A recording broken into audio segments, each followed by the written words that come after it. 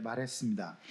그렇습니다. 야곱은 형과 아버지를 속이고 장자권의 축복을 받았습니다. 그러나 자신을 속인 죄로 죽이려고 달려드는 형을 피해서 하란으로 도망하여 돌베개를 베고 자는 노숙자 신세라는 비극을 맞이하죠. 그러나 하나님께서 그를 베델에서 만나 주셨고 하란에 도착했고 또 20년의 고단한 노동에 또 다른 비극을 맞이한 그와 함께 하셨고 그 손의 수고와 고난을 보셨다라고 말씀하고 있습니다. 자, 하나님께서는 폴 리케르의 말처럼 비극을 벗어나는 구원이 아니라 우리를 비극 안에 있는 구원을 허락하시는 분이시다, 이렇게 볼 수가 있는 것이죠. 자, 성도 여러분, 우리는 지난주에 야곱이 라반을 피해 도주했고 이 과정에서 아내 라헬이 아버지의 우상 드라빔을 훔치는 장면을 살펴보았습니다. 하나님께서 라반에게 야곱을 선악간에 말하지 말라는 경고의 말씀을 해주셨기에 야곱은 죽음을 면할 수가 있었고, 아내의 범죄를 모르는 야곱은 당당히 라반의 수색에 임했고, 드라빔을 깔고 앉은 아버지를 속인 라헬로 인해서 큰 위기를 모면하게 됩니다. 자, 오늘 본문에서는 이 야곱의 이제 반격과 라반과의 상호 불가침의 조야, 그리고 작별의 본문이 되겠습니다.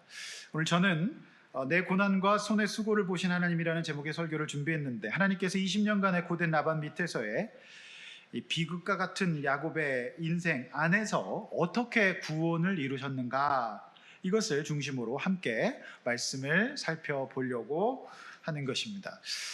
저 여러분의 인생이 이 말씀으로 해석되는 은혜가 있어지시기를 주 이름으로 축원합니다. 자, 이제 본론입니다. 첫 번째, 야곱의 고난과 수고를 보시고 함께 하셨던 하나님, 36절에서 42절까지 말씀입니다.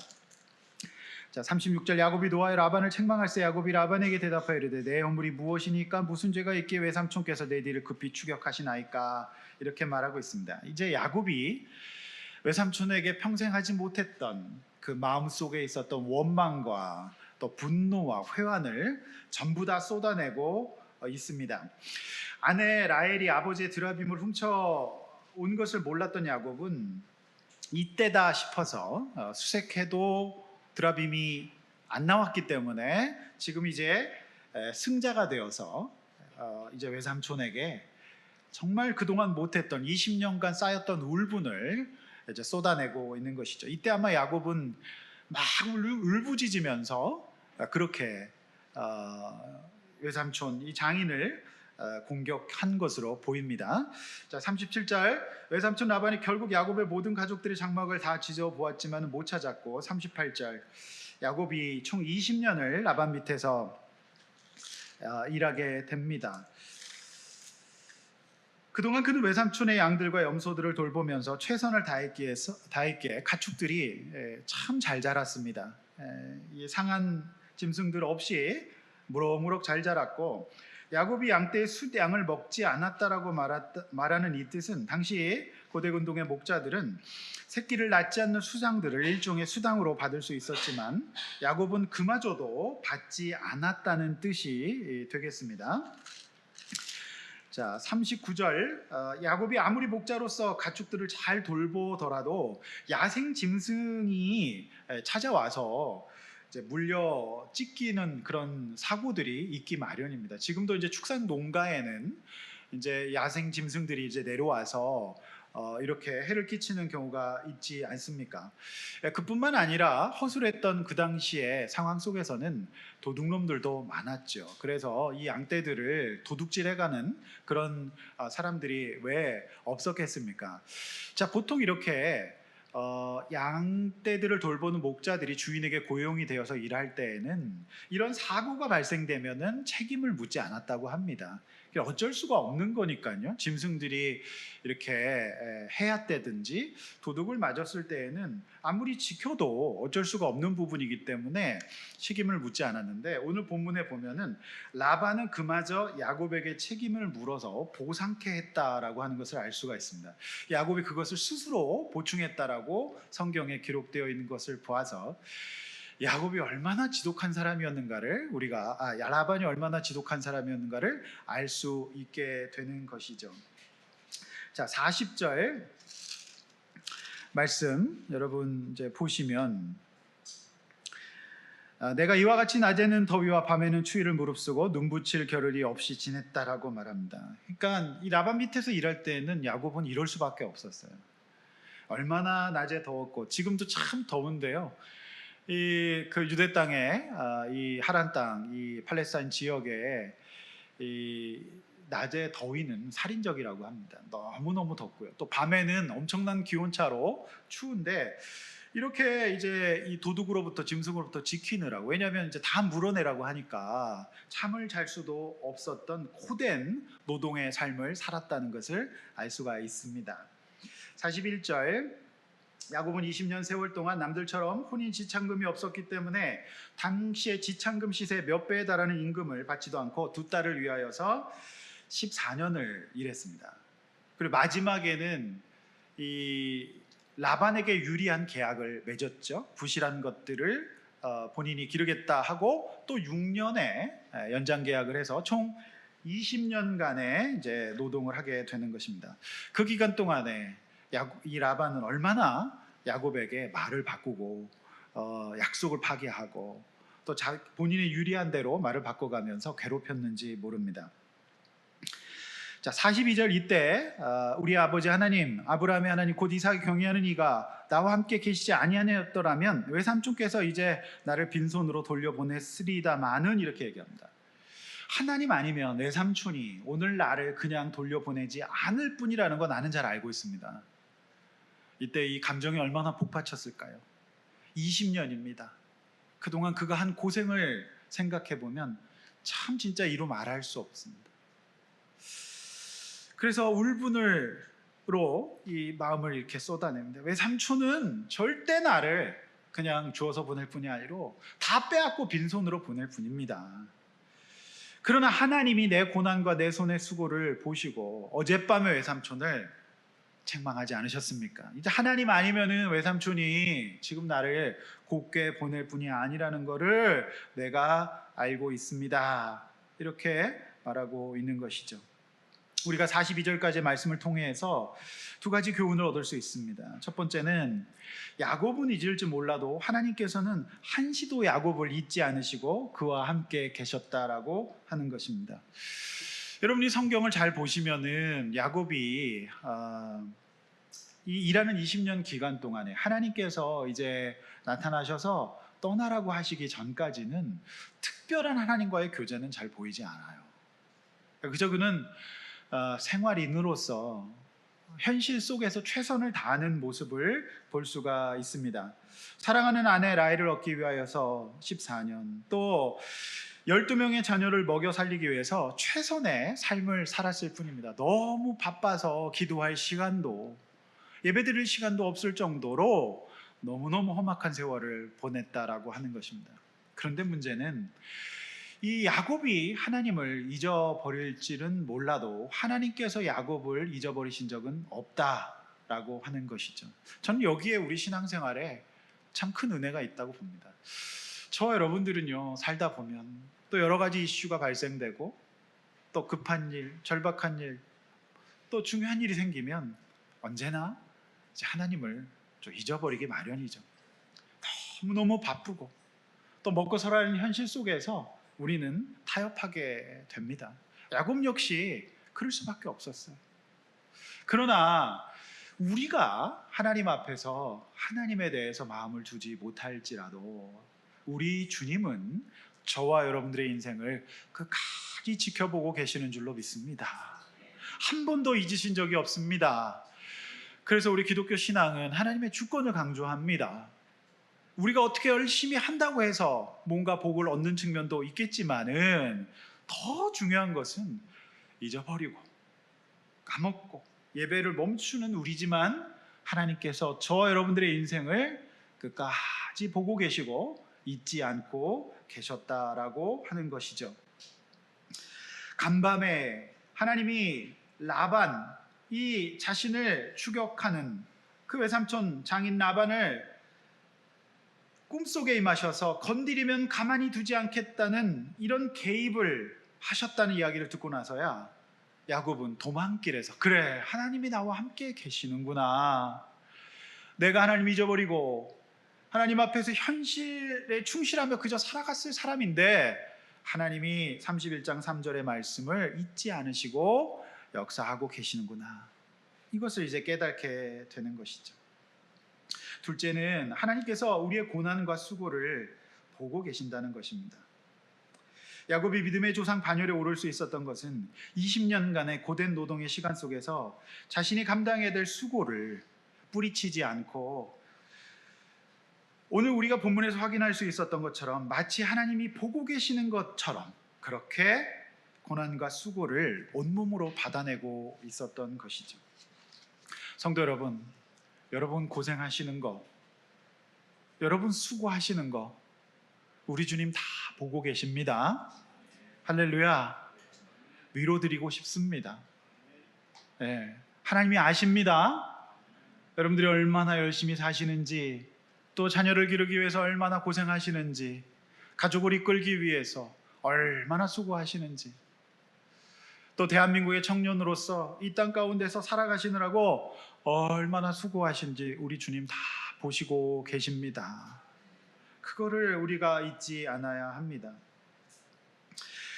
우리는 근데 이 대목에서 꼭 야곱이 이렇게 20년을 고생해야 되는가, 왜 꼭 이 방법이어야 하는가, 그런 이제 질문을 하게 됩니다. 여러분 어떻게 생각하십니까? 근데 정답은 야곱의 경우는 이렇다라고 말씀드려야 합니다. 야곱의 경우는, 야곱은 형과 아버지를 속여서 상대를 비극에 빠뜨리는 사람이었어요. 그러니까 비극 전문가였습니다. 특별히 야곱은 이제 비극이라고 하는 거, 본인이 이제 연약한 둘째로 태어나서 장자권도 받지 못하고 형의 발목을 잡는 자로서 일단 자신의 인생을 비극적으로 받아들였어요. 그래서 어머니와 합작하여서 아버지와 형을 속였습니다. 자, 그렇게 장자권을 빼앗기고 속임당한 에서 입장은 어떻겠습니까? 삶이 비극이 되겠죠.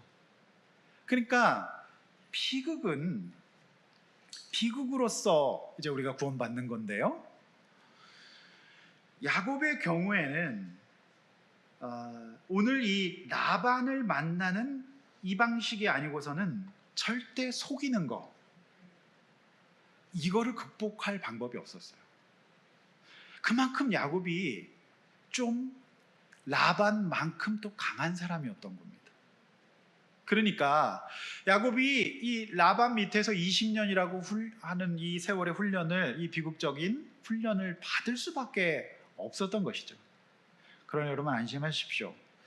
이 야곱과 라반의 구조가 우리 모두에게 적용되는 것은 아닙니다. 여러분 이런 라반 비극 붙을까봐 오늘 부담 갖지 마시길 바랍니다. 여러분 이 야곱은 좀 특별한 사람이었어요. 날 때부터 발목 전문가. 다른 사람의 인생이 어떻게 됐든지 간에 비극을 주더라도 나는 반드시 쟁취하고야 마는 그런 사람이었다라고 하는 것이죠. 그래서 이 케이스 같은 경우에는 야곱의 경우는 그렇다라고 하는 거라고 제가 이제 말씀드릴 수가 있어요. 그러면 우리 인생에 비극은 전혀 없는가? 사실 또 그거는 아니죠. 이 비극은 참 힘든 거예요. 여러분 비극 좋아하십니까? 끔찍하죠? 무섭죠? 아프고 다치고 떨어지고 망하고 뭐 이런 거 좋아하는 사람 어디 있겠습니까? 이런 일을 당하면 가슴이 철렁하고 무섭고 힘들어요. 아파요. 비극은 힘든 겁니다. 저는 그렇게 말씀드리고 싶어요. 그러니까 결과적으로 보면 이 고난이 축복이라고 얘기할 수 있지만 고난을 당하는 우리는 참 힘든 겁니다. 그렇지 않습니까?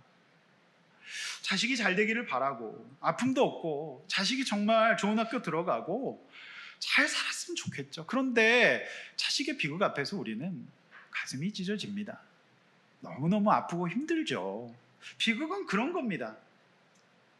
그런데 이 비극이 참 안 왔으면 좋겠는데요. 여러분 지금까지 인생 살아보시니까 비극이 오든가요? 안 오든가요? 비극 올까봐 대답을 안 하십니까? 저는 지금까지 수많은 사람들을 상담하고 한 30년 가까이 목회를 하면서 느낀 것은 일반 사람들이나 성도들이나 비극은 똑같이 찾아오더라고요.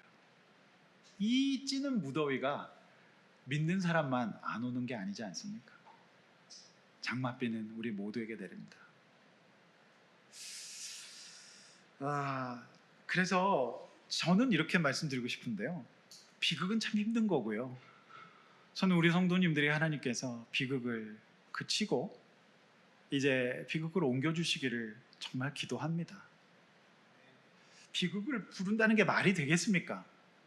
비극은 힘들고 아픈 거기 때문에 하나님께서 저는 옮겨주시기를 정말 기도하고, 성도님들의 고난과 수고의 소식을 들을 때에는 정말 우리가 같은 마음으로 가슴이 철렁하고 기도하게 되는 것 아니겠습니까? 그런데 크든 작든 비극이 우리에게 찾아올 때 어떻게 대해야 될까? 그것이 오늘 우리가 이 말씀을 보면서 이제 받아야 될 교훈이 되는 것이죠. 성도 여러분, 저는 우리 성도님들에게 하나님께서 복을 주실지언정 비극을 옮겨주시기를 원합니다. 그러나 죄 많은 이 세상에서 또 우리가 영적으로 두려움 가운데에서 살다 보면 비극을 맞이할 수도 있을 것인데, 그때 우리 신자들은 어떻게 해야 되느냐? 이거 너머에 하나님의 합력하여 선을 이루시는 그 은혜가 있다는 것을 믿었으면 좋겠습니다. 아멘. 아이들이 엄마 뱃속에서 세상 밖으로 나오는 때를 한번 생각해 보십시오. 저는 이 세상 울음 속에서 가장 절박하고 심각한 울음은 태어난 아이들의 울음이라고 생각해요. 곧 죽을 것 같아요. 그 아이들의 울음소리는요, 정말 비극적입니다. 정말 뱃속에서부터 올라오는 그 울음소리, 그 비극 아니겠습니까? 그런데요, 여러분, 이제 태어난 아이들은요, 엄마 뱃속에 따뜻하고 안전했던 그곳을 나오는 즉시 비극을 느낀대요. 엄마 뱃속은 안락하고 따뜻했고 안전했어요. 그런데 나오다 보니까 곧바로 시끄러워요. 처음 들어보는 소리가 너무 커요. 특별히 아빠가 막 이러는데 너무 무서워. 그리고 언제나 자동적으로 영양이 공급됐는데 이제 막 배가 고파. 그러면서 막 무섭고 불안해요. 그래서 아이들은 비극의 구도로 세상을 시작합니다. 제가 이 말씀을 드리는 이유는 우리는 비극을 너무 무서워하고 힘들어하지만 사실상 비극이 없는 인생은 없다라고 하는 말씀을 드리기 위함입니다. 진짜 비극은 뭡니까? 아이가 밖으로 나오지 않고 엄마 뱃속에 계속 있는 거예요. 그러면 산모와 태아 다 위험해집니다. 성도 여러분, 아이들이 태어나지만 그 아이는 엄마 뱃속을 나와서 비극을 느낀다고 하지만 그 가운데 어머니와 아버지가 있습니다. 어머니와 아버지가 그 아이를 주목하고 그 아이가 울면 달려가고 그 아이를 사랑합니다.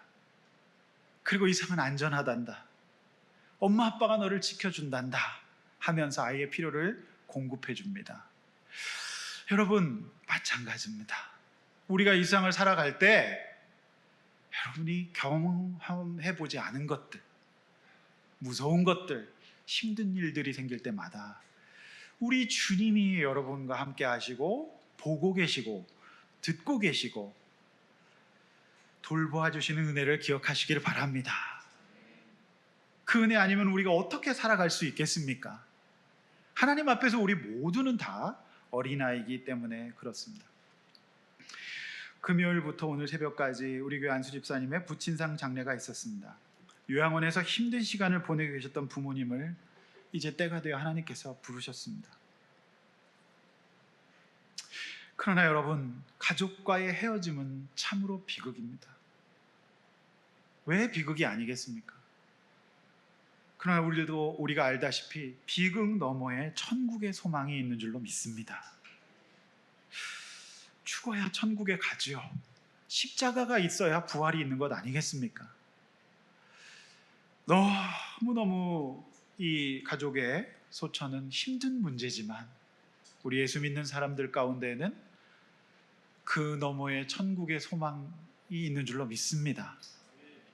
여러분, 그것이 인생의 본질인 것이죠. 그래서 신자의 장례를 천국 환송 예식이라고 하는 것입니다. 성도 여러분, 고개 들어 저를 보십시오. 대한민국에 지금 이 시대를 살아가는 것 쉽지 않아요. 하지만 오늘 이 말씀을 여러분 기억하시길 바랍니다. 비극에 깔리거나 비극의 무게가 너무 무거워서 도망하거나 낙심하지 마십시오. 우리 주님께서 여러분의 고난과 수고를 보고 계실 줄로 믿습니다. 겉으로 볼 때는 야곱의 이런 험악한 20년의 세월이 비극적으로 보일지 몰라도 이 기간 동안에 야곱은 12명의 자녀를 얻었습니다. 이게 진짜 비극일까요? 12명의 자녀를 얻었고 나아가 거대한 거부가 되었습니다. 그리고 평생 극복하지 못할 것 같았던 거짓과 두려움의 문제를 완전히 해결받게 됩니다. 그래서 그의 이름이 이스라엘로 바뀌게 되는 것이죠. 야곱은 속이는 자였지만 속이는 자를 만나서 야곱은 이제 속이는 거는 정말 하지 않게 되었을 겁니다. 속이면 어떻게 된다는 것을 온몸으로 20년 동안 배웠기 때문이죠. 성도 여러분, 올림픽이 한창입니다. 파리올림픽. 근데 이번 올림픽은 어떻게 이렇게 소리 소문 없이, 근데 참 그 프랑스 사람들이 또 창조적인 게 개막식을 그 강에 배 타고 들어오면서 하더라고요. 그런 건 또 처음 봤습니다. 이렇게 이 기획자들의 기획이 얼마나 놀라운가 이제 보게 되는데, 이제 올림픽 가운데 항상 메달밭이 있죠. 그거는 양궁입니다. 양궁은 언제나 정말 너무너무 잘 쏘죠. 근데 이렇게 멀리 있는 거를 이렇게 쭉 쏴서 바람의 영향도 계산해가지고 그걸 오조준한다고 얘기하더라고요. 그걸 탁탁 맞히는 걸 보면 참 대단합니다. 그러니까 우리나라 사람들이 양궁을 왜 잘하는가에 대해서 여러 가지 설이 있는데, 뭐 젓가락을 일찍 뭐 써서 뭐 잘한다, 뭐 여러 가지 설이 있는데요. 전문가들은 크게 세 가지를 얘기해요. 첫 번째는 우리나라 선수들은 일찍 시작한답니다. 그리고 이 양궁은 특별히 정신력이 중요하는데 이 경쟁 가운데 살아남을 수 있는 멘탈이 필요하다는 거예요. 그러니까 한 발 한 발 쏘면서 잘못 쏘면 얼마나 힘들겠습니까? 근데 이 멘탈이 결국에는 스포츠에는 굉장히 중요한 것인데, 여러분 대한민국 사람들이 왜 이렇게 양궁을 잘하는가 생각해 보십시오. 좁은 땅덩어리에서 거듭거듭 국난을 당하고 모든 것이 초토화된 상황에서 경쟁하면 대한민국 사람들이 끝내줍니다. 아무것도 없는 상황 가운데에서 피 터지게 경쟁해가지고 살아남아서 오늘날 초일류 국가인 대한민국을 만들었어요. 지금까지 온 겁니다. 그러니까 한국 사람들은 콩나무 시루 같은, 저가 학교 다닐 때까지만 했어도 2부제 수업을 했어요. 제가 70 몇 번이었습니다, 번호가. 그걸 2부제로 수업하고, 이게 정말 콩나물 시루처럼 바글바글했는데 거기서 이미 우리는 경쟁을 체득했어요. 그러니까 활 쏘는 것 따위는 아무 문제가 없는 거예요. 그냥 편하게 쏩니다. 근데 그 유럽 선수들이나 해외 선수들은 그런 경쟁으로 훈련을 받지 않았기 때문에 한 발 잘못 쏘면 바로 낙심해서 막 0점 쏘고 막 이러는 거죠. 여러분, 우리 민족의 역사 가운데에서 우리는요 성장을 한 건 사실이에요. 하나님께서 은혜로 저 여러분의 인생을 이 고난 너머에 또 성장의 기회로 삼으셨다는 것을 우리는 압니다. 여러분 지금까지 살아오신 후 너무너무 수고하셨습니다. 취미로 양궁을 하십시오. 그냥 잘 맞을 겁니다.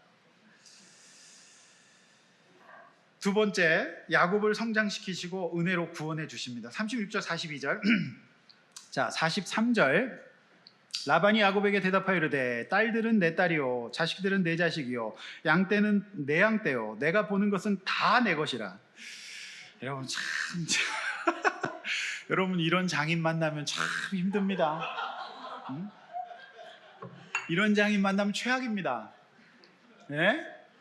여러분 어떻게 이렇게 얘기를 할까요? 이 분위기에서 다 내 거래요. 니한테도 다 내 거고 이 손자들도 다 내 거다. 정말 얼척이 없지 않습니까? 네?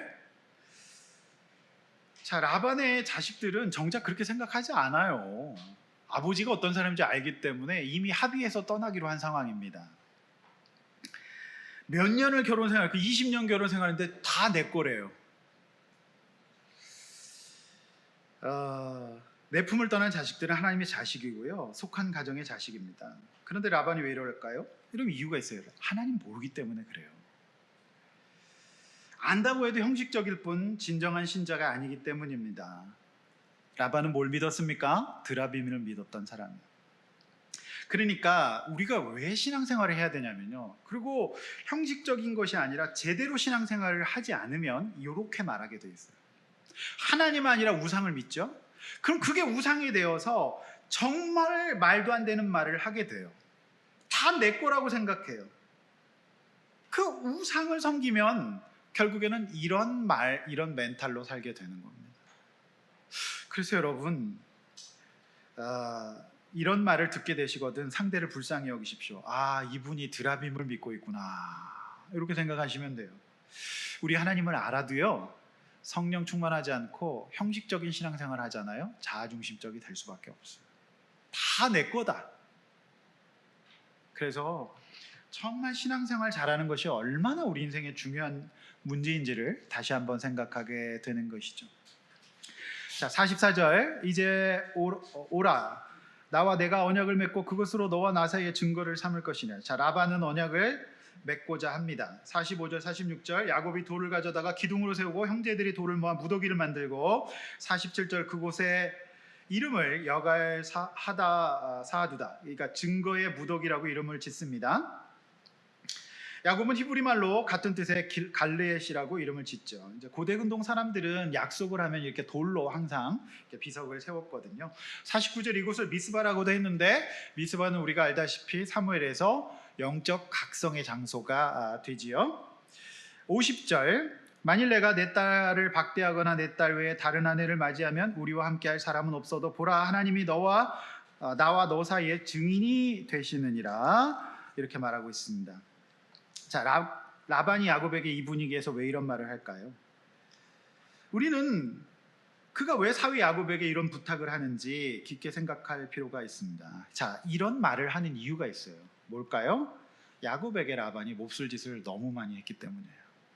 그러니까 이제 내 품을 떠나면 너가 나한테 앙심을 품고 내 딸들을 괴롭히거나 학대하거나 나를 공격하거나 하지 말라라고 하는 거예요. 여러분, 헤어질 때 이런 말 하는 사람이 제일 불쌍한 사람입니다. 근데 이런 말을 안 하려면 어떻게 해야 돼요? 속이고 착취하는 이런 삶을 살면 안 되는 겁니다. 여러분, 죄는 라반의 마음속에서 두려움을 남깁니다. 이 죄의 특성이에요. 죄는 항상 이처럼 흔적을 남겨요.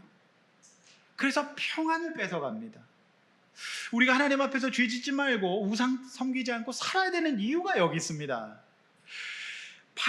두 발 쫙 뻗고 못 잡니다. 하나님 앞에 신실한 삶 살지 않고 다 내 거라고 생각하면서 이 땅에 물질 우상을 삼고 이 땅에 자식을 우상 삼을 때 이렇게 말할 수밖에 없는 거지요.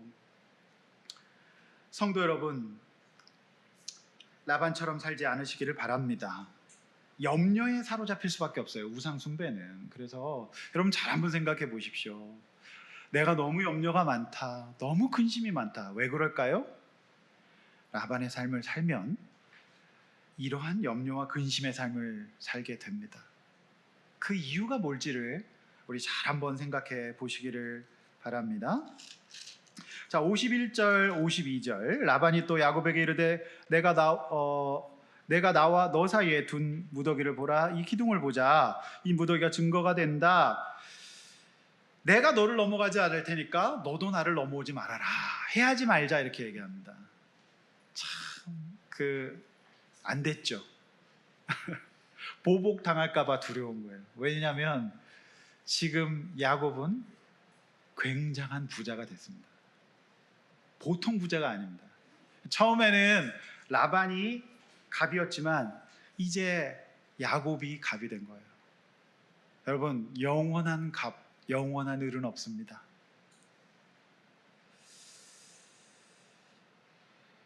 여러분, 그래서 그 53절 한번 보십시오. 아브라함의 하나님, 나홀의 하나님, 그들의 조상의 하나님은 우리 사이에 판단하옵소서라고 얘기합니다. 야곱은 그의 아버지 이삭을 경외하는 일을 가리켜 맹세한다. 자, 보시면은 이 라반이 하나님은 다 끌어옵니다. 아브라함의 하나님, 나홀은 이제 아브라함의 형제거든요. 그 다음에 조상의 하나님까지 다 끌어옵니다. 그리고 우리 사이에 판단하옵소서라는 동사에 아브라함의 하나님, 나홀의 하나님, 조상의 하나님 다 걸리는데 이 판단하옵소서가 이제 복수형이 되겠습니다. 자, 이게 굉장히 은혜로운 말 같고 믿음에 충만한 말 같지만 잘 생각해 보셔야 되는데 라반의 신앙을 알 수 있는 건데요. 지금 라반은요, 기독교 신앙의 기본인 유일신, 오직 하나님 아버지 앞에 나가는 거, 그런 믿음이 없습니다. 여러분 뒤에 보시면은 이삭은 뭐라고 얘기하죠? 야곱은 뭐라고 얘기하죠? 한 사람이에요. 그의 아버지 이삭의 하나님, 딱 하나를 얘기해요. 그러니까 지금 라반은 좋다는 건 다 끌어오는 겁니다. 그러니까 분명하고도 명확한 하나님의 절대 주권, 하나님이 나를 구원하신다, 하나님이 나를 지키신다가 아니라 자기가 좀 불안하고 보복이 걱정되니까 다 끌어오는 거예요. 여러분, 고대 근동에서 유일신 신앙은 기독교밖에 없습니다. 하나님밖에 없어요. 그 당시에 영향을 받은 겁니다. 다 끌어온 거예요. 좋다는 건. 여러분, 이런 신앙으로 살았기 때문에, 이런 믿음의 수준으로 살았기 때문에 라반의 삶이 갑질의 인생이 되었던 것이죠. 성도 여러분, 우리 하나님을 명확하게 아시기를 바랍니다. 여러분, 그런 정확한 유일하신 하나님, 여호와 하나님에 대해 신앙이 없으면요, 좋다는 거 다 끌어오게 되고요. 여러분, 미아리 점집에 가보면은 그렇게 믿는 사람들이 많이 온답니다. 네? 그래갖고 점쟁이가 전도하는 경우도 있다 그러잖아요. 선생님은 교회를 나가셔야 되겠습니다. 이래가지고. 여러분, 이 라반의 신앙을 가지고 사는 분들이 굉장히 많아요. 자, 그래서는 안 된다는 거 오늘 본문을 통해서 우리가 알 수 있습니다.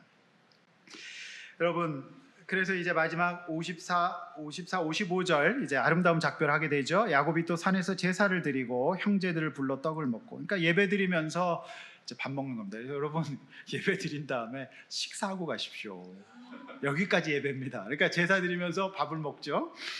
그 다음에 55절 라반이 일찍 왜 일찍 일어났을까요? 이제 약속했으니까 보복당하기 전에 빨리 돌아가고 싶은 그런 마음이 있는 것으로 보여집니다.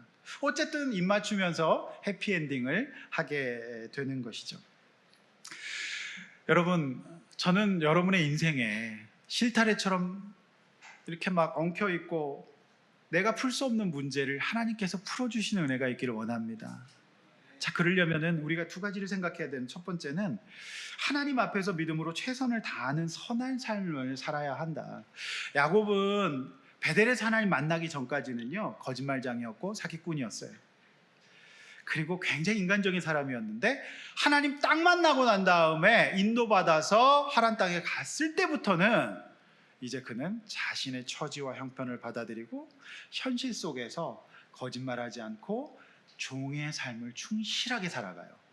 저는 이제 에베소서 6장이 생각났어요. 여러분 두 구절 한번 같이 읽어보겠습니다. 6장 5절, 7절, 9절 함께 앞에 보시면서 읽겠습니다. 시작. 종들아 괴로워하고 떨며 성실한 마음으로 육체의 상전에게 수종하기를 그리스도께 하려 하라. 눈가리만 하여 사람을 기쁘게 하는 자처럼 하지 말고 그리스도의 종들처럼 마음으로 하나님의 뜻을 행하고 풍기기를 죽게 하려 하고 사람들에게 하지 말라. 성도들아 너희도 그들에게 이와 같이 하고 우경을 들지라. 그는 그들과 너희의 상전이 하늘에 계시고 그에게는 사랑을 베풀어 주시는 분이 없는 줄 너희가 알리라. 아멘. 저는 이 야곱의 삶을 보면서 예배소서 신약의 말씀이 딱 생각이 났어요. 야곱은 속이는 자였지만 하나님을 만난 다음에 그는 이제 속이는 자를 벗어나기 시작합니다. 그러면서 어떻게 살았는가? 오늘 이 말씀 에베소서 6장 5절 7절 말씀처럼 눈가림하지 않고 사람을 기쁘게 하지 않고 정말 그리스도의 종으로서의 삶을 살아냈습니다.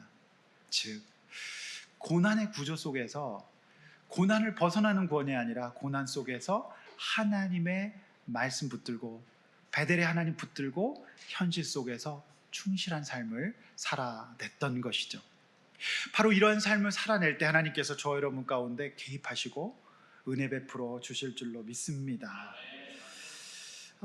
특별히 그 종들과 상전에 대한 이제 말씀이 있는데요. 상전의 경우에는 어떻게 해야 되는가? 너희 상전이 하늘에 계시고 그에게는 사람을 외모로 취하는 일이 없다라고 말하고 있습니다.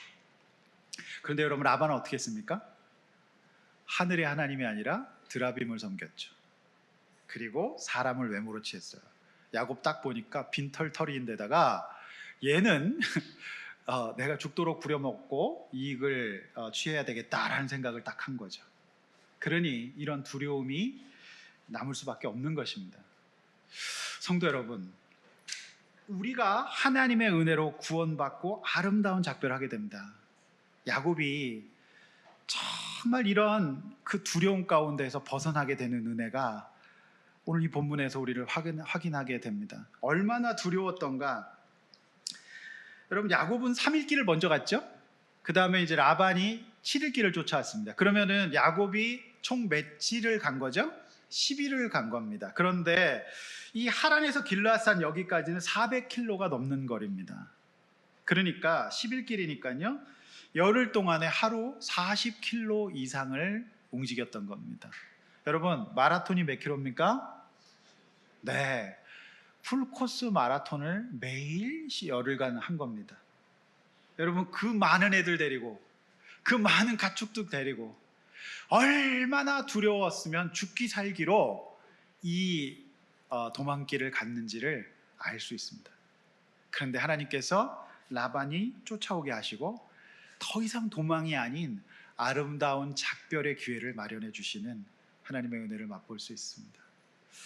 성도 여러분, 우리는 두렵습니다. 우리가 어떻게 할 수가 없어요. 그리고 나를 모든 것을 빼앗으려고 찾아오는 이 라반은 우리는 못 막습니다. 하나님의 은혜가 임할 때 막아지는 줄로 믿습니다. 여러분의 인생이 풀려지시기를 원합니다. 도망갈 수밖에 없는 우리지만은 그저 그래도 열심히 살았고 그 고난과 수고 가운데 깔리지 않고 믿음을 가지고 최선을 다했을 때 하나님께서 아름다운 은혜로 작별하게 하시는 그런 축복을 받게 되었던 것이죠. 저는 우리 성도 여러분들의 모든 인생이 풀어지시기를 주 이름으로 축원합니다. 여러분의 자녀를 풀어주시길 원하고 여러분의 배우자를 풀어주시기를 원합니다. 여러분의 마음을 풀어주시기를 원합니다.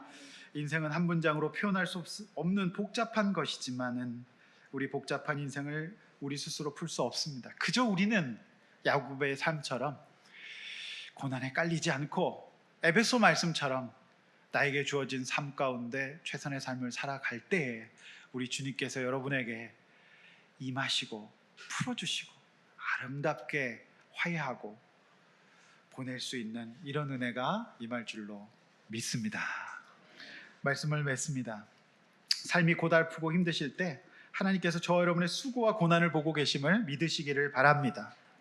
때로는 믿음이 없어서 그 구조를 두려워하고 도망할 수밖에 없는 저와 여러분들이지만은 그래도 하나님의 은혜로 저 여러분들이 풀어지시는 여러분의 인생이 선하게 풀어주시는 그 은혜가 있기를 주의 이름으로 간절히 축원합니다. 이렇게 한번 나눠보시죠. 하나님께서 나의 모든 수고를 보고 계십니다. 우리 옆에 있는 분들이 한번 이렇게 나눕시다. 당신의 수고를 아십니다.